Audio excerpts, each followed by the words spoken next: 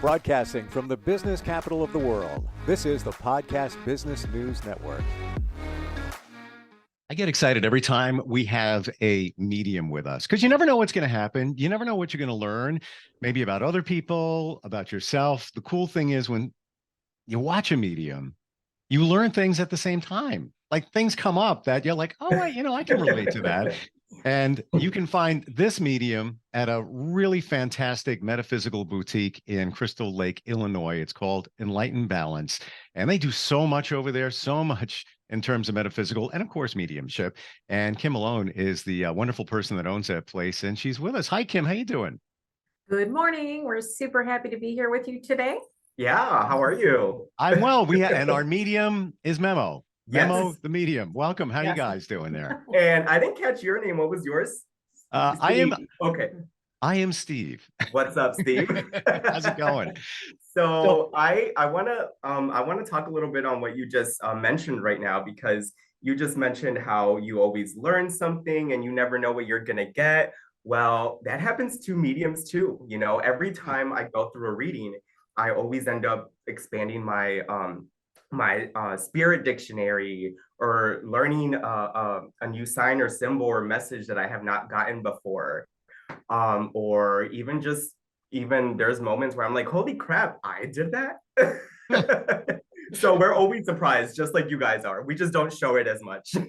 So let's go down that road, Memo. How about a recent reading, or one, it could have been a couple of years ago, whatever, that stands out in your mind where something came through and it was just either bizarre or mind-blowing, and it was validated by somebody else?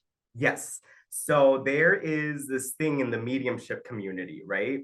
And a lot of us, mediumship is not easy to do, right? As I said, we learn something every single time we do a mediumship reading.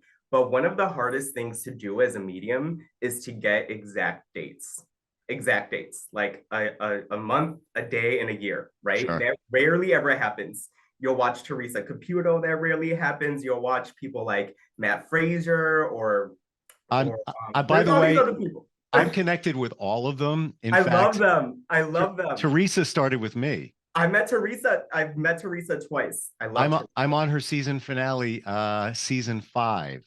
You are? Yeah. And what we did was, she had no, and I sorry to digress, but you brought it up. Oh, no. She had no idea, but we brought in a panel of skeptics. We found people that don't believe her stuff. Was she on your radio show? Yes, that was my show. I did watch that episode. And she was like, Wow. You guys are going to bring in all these skeptics, aren't you? And then you're like, yeah.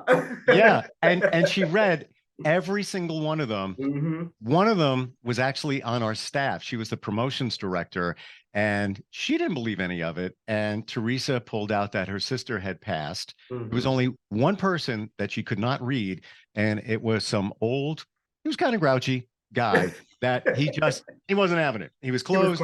But anyway, yeah. So yeah, I totally get what you're saying. So please continue. Yeah. Oh crap, I forgot where I left off. No, we were talking about getting blown away. And specific dates. It was a date. It came out. I was actually doing a live on TikTok. I was just doing free readings on TikTok live. Wow. And this lady came through. I don't even remember exactly what the reading was about, but I do remember the date coming up.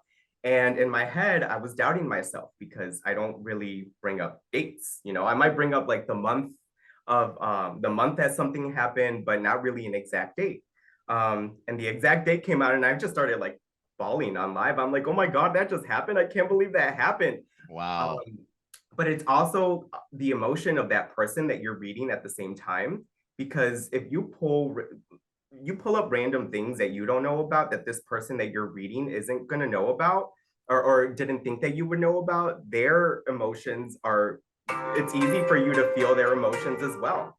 I think we're getting a sign from the other side just now. But yeah, I mean, you're always going to hear me say something amazing about readings, but that's the one that I've done recently that has stuck to me the most. When they're so specific. Yeah, I totally get it. And even just to say the month of May, I got the month of May. That's good too. when you validate it with a couple of other things. But if, to nail a date Right. specifically, that's, even the skeptics would say, well, that's actually pretty good. Do that. That's true. Uh, That's true. when you do a reading, Memo, are you picking, let's say you're connecting with the other side, somebody that passed away. Is their energy still around us, even though they're gone? Is that what you're reading, the energy that they've left behind? Or what is it? So it really just depends on the soul, right? Because as we know, there still are negative souls out there, negative energies out there. So it just depends on how evolved the soul is and how the soul comes through. So there'll be moments that the soul channels directly with me, or there'll be moments that my spirit team, who are my gatekeepers, will keep out a negative soul in order to still give me information from that soul, but I don't directly have to channel the negative energy, if that makes sense. Oh, it does. I deal with negative people all day long, and they're here. And I wish I had the gate to keep that out of there. Right. I have crystals. I try.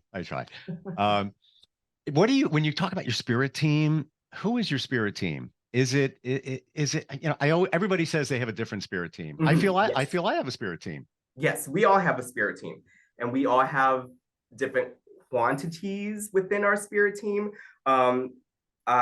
So for instance, I'm gonna give a few of them that I work with. Some of them is private, so I still keep some of it to myself. But one of them that I work with, one of my spirit team, is my grandfather that I never got to meet here on the physical world, my grandmother that I never got to meet here, my brother that I never got to meet here, my dog who's on the other side. I have my angels. I work with Anubis very heavily, because I feel that I had an experience with Anubis that came forward. And after Anubis came forward, that's when I started being able to do mediumship. I'm going to let you guys in on a little secret. I was a skeptic for a really long time. I did not believe in mediumship. I always sat there and I was like, this is fake. Yeah. Teresa Caputo, I was in high school when Teresa Caputo's TV show came out, right? And I'm like, Teresa Caputo's got to have a team that looks on Facebook or something. So I never watched it, right? Yeah. Until I experienced it, and I trusted it, and I just went along with it. So then I started practicing, doing my mediumship readings on my own.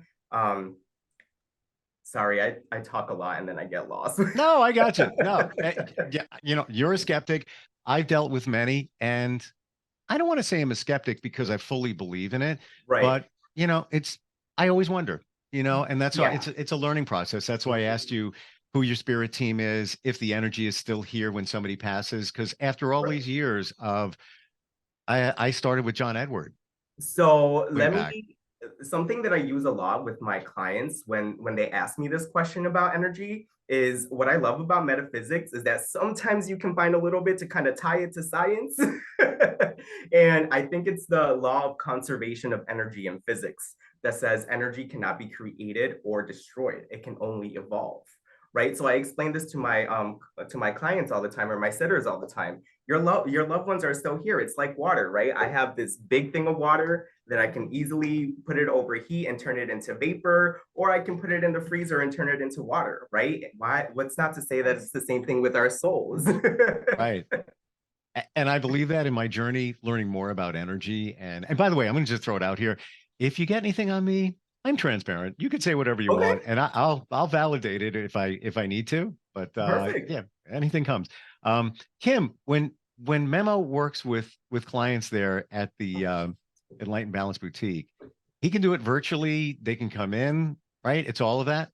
Correct. I mean, honestly, we've really been specialty store in our Illinois market. We do about 1,000 sessions in person a month here because there is a full team of practitioners. We have been working on our online presence. Prior to recently, really our online presence had to do with clients who met us here, then went back to California, went back to Germany, went back to wherever they were, and wanted to keep up their relationship with the practitioner that they met. So we would organize it. But we've now been actively working on being able to go onto our website, booking a virtual appointment, so that people that are outside of our driving area can see us. Absolutely. You do so much there at the boutique.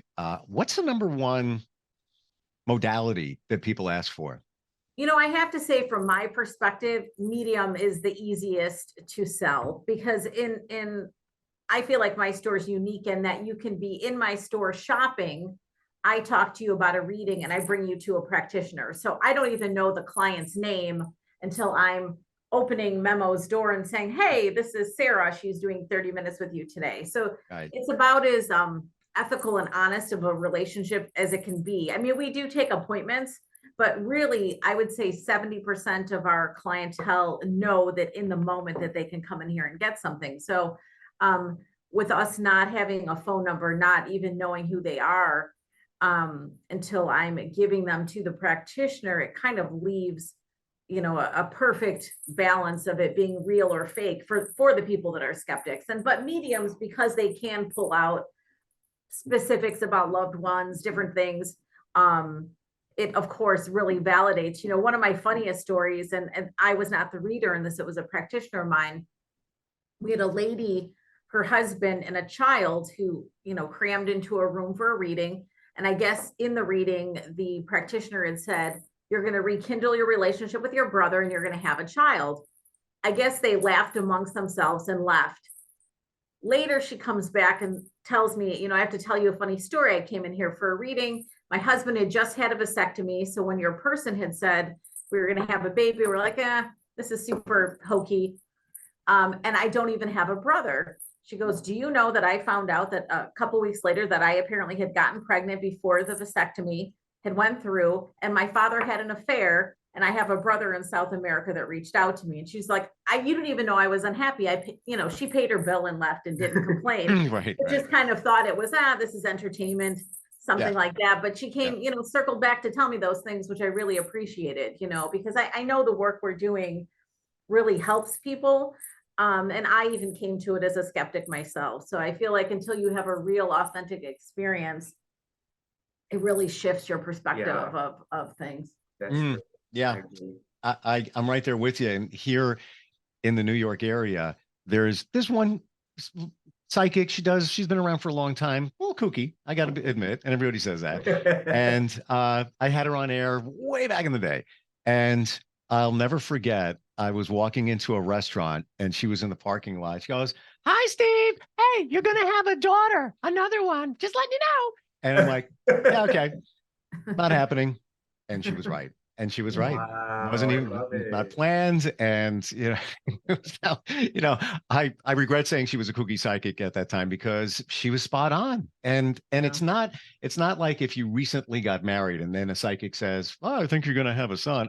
Okay. Correct. All right. You know, even there's other psychics, friends of mine, they're called the Psychic Sisters.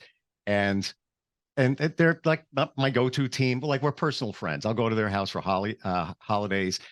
And I couldn't find my daughter. My daughter's 14, her passport and my passport. And we were planning to go away. I'm like, what am I going to do? Like, so I was expediting it. And I'm not even going to tell you how many hundreds of dollars to get that done. No. And I reached out and I said, I'm just checking in, last ditch effort here. Any vibe on where the passports might be? Here's the situation. And she says, oh, it's in a box. Definitely in a box. And I'm like, I didn't say this to her, but I'm like, I recently moved. Okay. I have 500 boxes. So I come here, and this is only late last year. I come here into my office. I go to the bathroom. I come back, and something just moved me to go to a metal box that was on my floor that I had been in already, opened it up, and there was a manila envelope in there that I looked in already, but something just was taking my mind and saying, go there now, open it up, and that's passports were in there. Wow. And you know, I often think, you know, what you're talking about there is kind of like an intuitive hit. And I think that people over time have really kind of lost focus in trusting their own intuition. I personally believe everybody is born with some type of gift, and you either are raised to believe it and it's embraced, or people think you're crazy, you know, one or the other. And I think depending on how that part of a child's upbringing goes is how that ends up with really incredible mediums when the family embraces the gift and doesn't right away think their kid, you know, needs psychiatric help. Yeah. You know? And the sisters who I just mentioned, they were working on a project. They put pause on it because of health issue. But it was basically a book and possible TV show for children that have ability, because it gets squashed. They're afraid to say anything that I just saw somebody, nobody's in the room. We actually have instant feedback. You can reach us instantfeedbacksteve@gmail.com. Tammy's in Ocala, Florida. She's asking Memo, what types of signs do you get when you do a reading? It's all over the place. If you sit down with me and you see me do a reading, you will hear me talking nonstop for the whole. I'm surprised. I'm surprised. Yeah. No, I'm kidding. And it's in different ways, right? We all have these different clairs, and a lot of people like to say, "This is my clair, this is my clair," but as a medium, you work with all of them, and you don't know which one is going to work the best during that reading. There's been readings where I taste what the loved one wants me to talk about, right? There's been readings where I smell it hasn't been a lot. Wow. It's been like 2 or 3 of each, but it happens, and you just have to be, that's the reason that you have to be, 1, very open-minded, 2, very trusting of yourself, and 3, very grounded, because you have to be aware of what's not your energy. So if I'm getting this sign or symbol, or if I'm seeing or thinking something in my head, I'm like, okay, I would never think of that really. So I know that's not my thought. I know that's spirit's thought. But honestly, there's, like I said earlier, there isn't set signs. Like there are some obvious things, or some usual things that spirit will bring up, right? Like maybe how a person passed away and what may have contributed into their departure. But I don't really know most of the time what's going to come through. Yeah. Wow. You know what I think is interesting too? I have just seen, with working with so many practitioners over the 11 years my store has been open, and just getting to know these people like as friends, is that a lot of times I think we project our own junk, right? So like, if in my mind's eye, I saw a piece of paper, I'm a list maker. So I would go right away to, have you been making a list? Because that's what paper and pen means to me. Your frame of reference. My frame of reference. Yeah. Yours, his could be, I like writing handwritten letters. Yeah. Somebody else could be something. And that's a good one to bring up, because spirit will show me paper. And to me, when spirit shows me paper and writing on paper, it means 2 different things, right? It can mean quite literally that person that's sitting with me and getting a reading has their loved one's handwriting on a letter or something. Or to me, it can also mean they have, or were thinking of getting a tattoo in honor of their loved one. Oh, interesting. Yeah, I don't know why it means that. Yeah. It just does. I've kind of always thought that trying to remove your own projection is important. If you're seeing the paper and pen, just say, does paper and pen mean something to you? Because I think that the stuff that you put with it can trip you up. Do you know what I'm saying? Because what it means to me, it could be something very different than it means to you, and different than what it means to you. But you're saying, as a medium, which I am not, that when you get those symbols, it generally goes either tattoo driven, or the person wrote you a letter or left you some kind of a... And what I'll do most of the time is I'll follow my intuition. So if that sign comes up and it's either, my intuition will tell me it's actually the tattoo thing, I won't bring up the writing thing. I'll just bring up the tattoo thing. But if in that moment, my intuition is like, I really don't know which one it is, or I'm just not having an off day, I'll bring both of the situations up. This is what I'm seeing. This is what they're bringing forward. These are the 2 signs that are the 2 meanings that this sign usually has. How do you connect with this sign? Because I'm a human too, and there are going to be moments where I don't know which one it is. Yeah. Well, I just learned something here from you guys when Memo said that you have to be grounded so that you can filter out what's going on in your mind, and know that it's coming from another source. Right. So you have to kind of strike that balance there. There's a practice that you can do to help you realize your own energy, and it's called sitting in the power. And it's like a meditation. I did it on YouTube, I think, when I first tried it. Now I do it by myself, but it's pretty much recognizing your own energy, and then asking your outside spirit team to step into your area, so then you can slowly start feeling what their energy feels like, so that you can differentiate and figure out, this is my energy, this is my spirit team's energy, or this is Anuba's energy, or this is my grandfather's or my grandmother's or my brother's energy, whatever it may be. Wow. I'm going to try that. I think that's so cool. I really do. Because Yes. I know my mom is always around me, and I don't do it always, only when I need a sign, a signal, just a validation of something.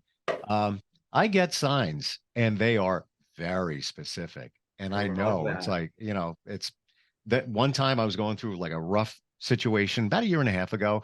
The night before I was like, I hope it goes well tomorrow. And it could have been life changing. I hope it goes well. Mom, please just send me a sign. It's going to be okay. Next morning, I'm driving to where I had to go in the car, pulling into the parking lot, and I'm vibing my mom again. Like, come on, mom, just show me something. I look down and I see the expiration date on my energy drink in the console was her birthday. Oh, I That's love great. that. There's no way that, skeptical, somebody could say, all right, 1 in 365 chance. Okay. Yeah. But then my friend said to me, you know what? That's all cool and all. But the fact that you look down, who reads the expiration date on stuff like that when you're driving, that you did at that moment? She needed and wanted you to see it. And the situation turned out fabulous. It was fantastic. Everything went well. So it's like if you're open to seeing things, and I get what you're saying. So whatever that is sitting in your soul or sitting in yourself or whatever, I think we all should do that just so we're more plugged into what's going on around us. Yeah. Absolutely. Yeah. And it takes practice, what I tell people all the time when they start meditating is don't expect anything from meditations ever. Right. Going with zero Yes. expectations. Yes. I was just going to say that. How many Mhm. times do people come to you and say, can you connect with my dad? I'm waiting for my. There's no guarantee. Yeah. You may get other people. You may have Mhm. people connected to him, but there's no guarantee that that's going to happen. Why does that happen? Is it their energy is not strong at that moment? Is that the person that they want to get a message from? Honestly, I'm gonna be honest with that question. I'm not sure. I've never done a reading where I can't channel someone. Really? And like I said, and it's probably because of the practice that I have set for myself, right? Like I said earlier, if I can't reach that energy, if I can't reach that soul, my spirit team will step in for me and they will give me the information that I need to give the sitter in order for them to get the reading that they need to hear. Wow. But beyond that, I'm going to be honest, I really don't know. And um, there are things where, in my mind, if it's not broken, don't fix it. So I used to be the super curious person, but when I got into spirituality and I started doing mediumship, I was just like, you know what? I'm not gonna look into things that are already working fine. I'm gonna just let it keep working like it's working and keep doing my thing. But yeah, I haven't really asked spirit or sat and meditated on that too often. So Wow. You just let it go. Let it yeah. flow. Whatever's going to happen is going to happen. Mhm. And it sounds like more times than not, you get it. Yeah. Something comes through for you. Yeah. Wow. Yeah, usually. Channel his mother. Right. Well, I do want to say something because this is really funny. Spirit has never brought this up before, but they brought up the word buttercup and then they start singing the song. Build me up, Buttercup. Yes. Do you have a connection to that song from when you were younger, or did someone call you Buttercup, or still calls you Buttercup? No, but Privately calls you Buttercup. and if they did, I wouldn't tell you. No, I'm kidding. I never say no. I never say never because I would have to think deeper about that and what Right. the song was. Now let's go deeper. The song was by the Foundations. So I don't know if there's a connection there. And I would I even, don't know. I think it came out in like 1968 or something. So maybe there's a year connection. I look at all angles. So I don't know. I'd have to think about that. Yep. Well, Yep. that's pretty knowledgeable about the song Right. itself. I'm like, That's I didn't know all any of yeah. that. I've been a DJ since I was 17 and still do it. Like, Okay. yeah. So Plethora of information. I know every song. Like music is, well, okay. Like in 5 seconds here, music. 3 weeks ago, I needed to know what was going on in a situation. And I was like, I'm driving. I'm like, please give me, mom, anybody, spirit team, give me the answer. What's going on here? There is an answer. And as I'm driving, the song Let It Be by the Beatles dropped in my head. There will be an answer. Let it be. Oh. And at the beginning of the song, they say, and I look back to this, I'm like, Paul McCartney says, Mother Mary came to me. And it's not a religious reference. It's his mom. My mother's name is Rosemary. Ah. I get to my office. This is like 3 weeks ago. Get here. 30 minutes later, I get a phone call. It was the complete answer I was looking for. It was the answer for what was going on. And it was, I love that. yeah. So it's like, there's another sign, and music connected. So build me up. Sounds like your mom is very active on the other side. She is. You know what? It's kind of weird to say. And I had, a wonderful relationship with her. I think my relationship is stronger now. Mm-hmm. It's like, I can't explain it. And I tell people all the time, if obviously we grieve, right? And we're never going to stop grieving our loved ones. That grief never stops, but there's a positive way of grieving. And if we allow ourselves to continue to talk to our loved ones and ask them for help and ask them for guidance. Oh, yeah. We're going to be a lot more connected while they're gone than when they were here in the physical world. It's totally true. And it's like, you shouldn't look at a wake or a funeral as such. It should be a celebration of their life. A lot of times we look at it in a different way because we're grieving. I have a feeling I'm going to be emailing Kim about that song. I hope. You know what it is? Comes to you. Like the lady with the brother she didn't know, right? Exactly. I don't know. I'll bet there's something there. We're just about out of time. I want to tell everybody, what's your website, Kim? Sure, just www.enlightenedbalance.com. Super simple. If somebody's looking for reading, even virtually anywhere, literally in the world, they could go there and set that up. Yeah. So if you want to call the store, if you want it to be anytime, 7 days a week during the daytimes, yes, call the store at 815-307-1180. If it's evenings or such, and you want to do something in the middle of the night, you can log on to our website and schedule that. It was great talking with you guys. It really was. You too. Thank you. It's and I learned a lot, especially about tuning into what's there and grounding yourself. By the way, I'm sitting on a grounding mat right now, so I try. Oh, I love it. Nice. But it's key. So awesome. Thank you so much, and look forward to getting together next time we can. Are you looking for even more of the podcasts and hosts that you love? The Podcast Business News Network is proud to announce that you now have even more ways to listen live. Check out the MyTuner Radio, online radio box, and Simple Radio apps on iOS and Android, or find us online. Search for Business News Network on mytuner-radio.com, or search Podcast Business News Network on streama.com and onlineradiobox.com/US. Take your podcast on the go and don't miss a minute of the action.